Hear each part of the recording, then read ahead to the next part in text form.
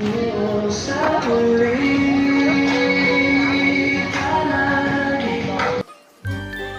guys, for today's video pala ay dadalaw tayo sa Salangguni o yung tinatawag nila na engagement ni Mama Shai.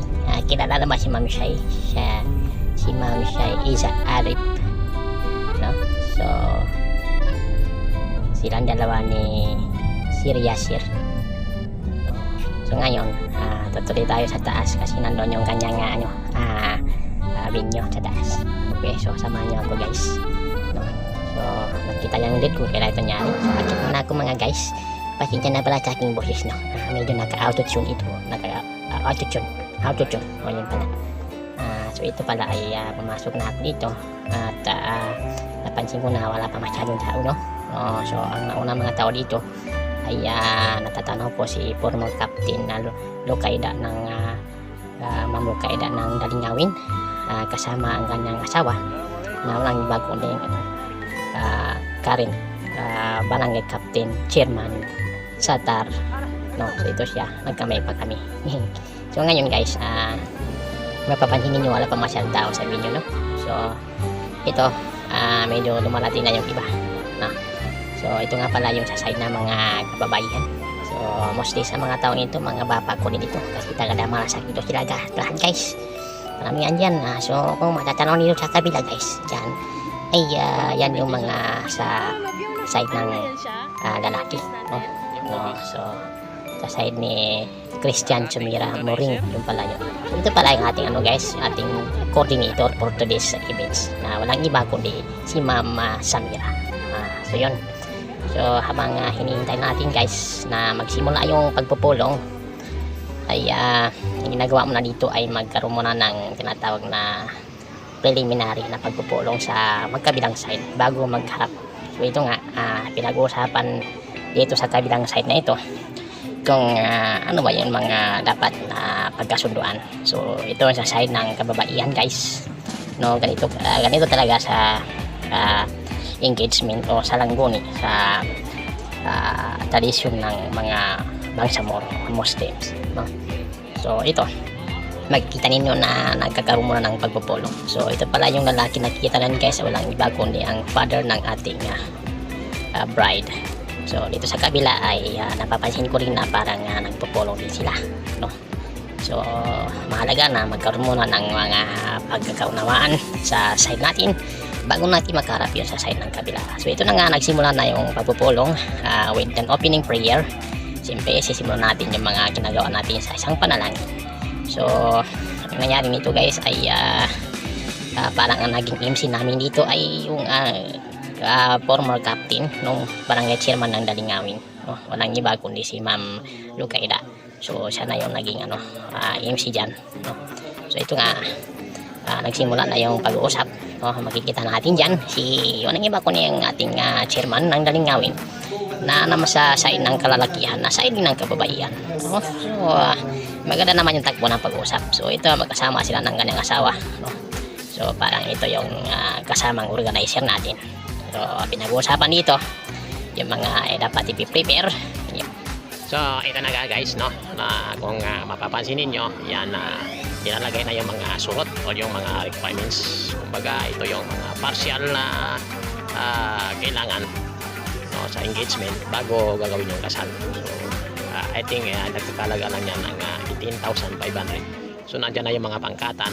Siguro yung mga non-Muslims hindi siguro nila alam kung ano yung mga pangkatan o mga padyakon. Hindi ako masyadong dyan mga basta yan yung mga requirements, no, during engagement. So nandyan na yung mga kailangan i-prepare.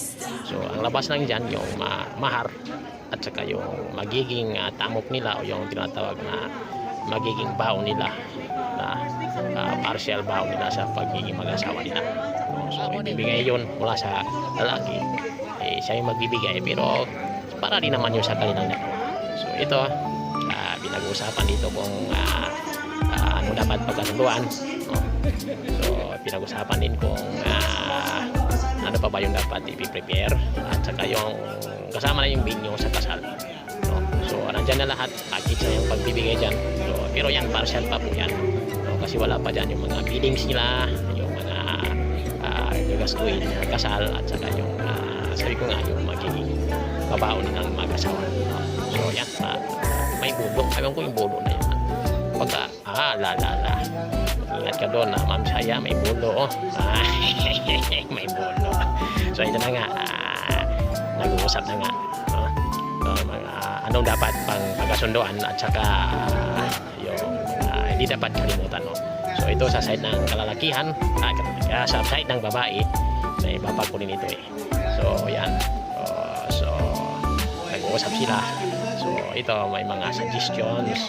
Kadalasan naman sa mga ganito mga okasyon, may mga kung nagkakasundo na, so mayroon na mga idadagdag mga suggestions. Kung wala na mga mga objections, so yun na lang mga suggestions na idadagdag sa kaibubuti ng program. So yan, makikita natin si Tantarin Captain ng Dalingawin na walang iba kundi si Baba Satar.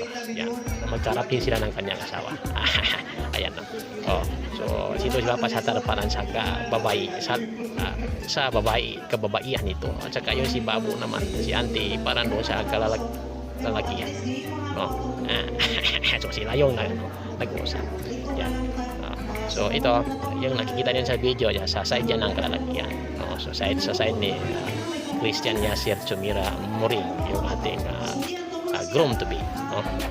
So ito na side. Ayan. So ito, kumain na pala kami. So habang kumakain dyan ay nagdadrop ako ng copy ng kasunduan. So nakikita natin dyan ating groom to be.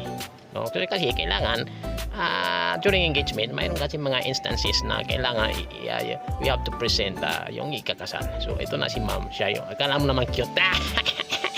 Yan pala siya. Nakita niya ako nag-video. So ipipresent na sila ngayon sa mga madla. Para makita silang dalawa. Yung natin, yung mga magiging husband and wife to be. So ito na silang dalawa. Makikita na sa stage, happy. Namakano si Ma'am Shaya, napansin ko mula nung parati siya nakangiti. Yan, nakatingin sa camera. Kunwari hindi na ako nakita ako. Yan.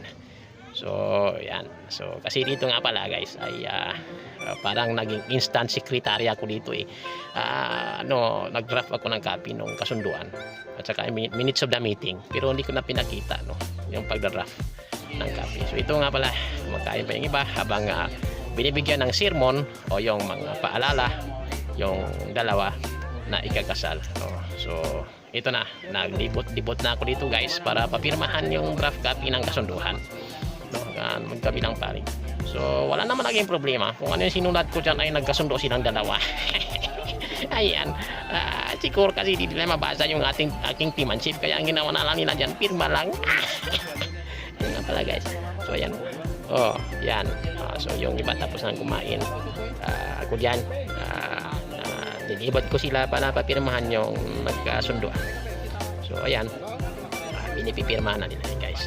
So wala naman naging problema. Napaka-soft nung takbo, yung takbo ng event, yung pag-uusap, wala naging problema. Halos nagkasundo ang lahat. So ayan, wala silang objection sa aking ginawa kasi masiguro nila mabasa yung aking pinmanship. Pumirma na lang sila. Ayan, pirma si Bapa. Ewan ko ba kung nagbasa ba ito si Bapa. Basta pumirma na lang siya. Yan ganyan kasi yung ginaganda kapag sa isang pag-usap ay pinakain mo yung both side ay maganda na walang nagiging problema kasi busog. Kumain, pinakain ka ba naman mag-ano ka? Ayan. Okay. So yan. So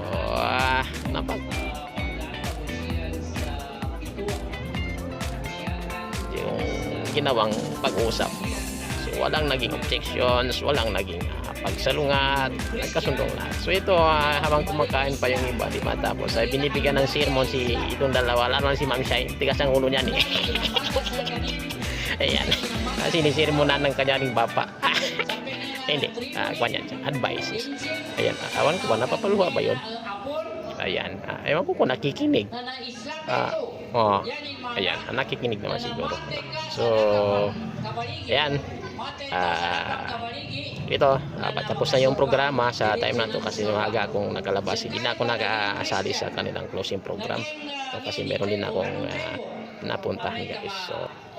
So hanggang dito na lang guys. Abangan natin yung grand finale sa kasal ni Ma'am Shaira ngayon February 8, 2026. That's all. Thank you.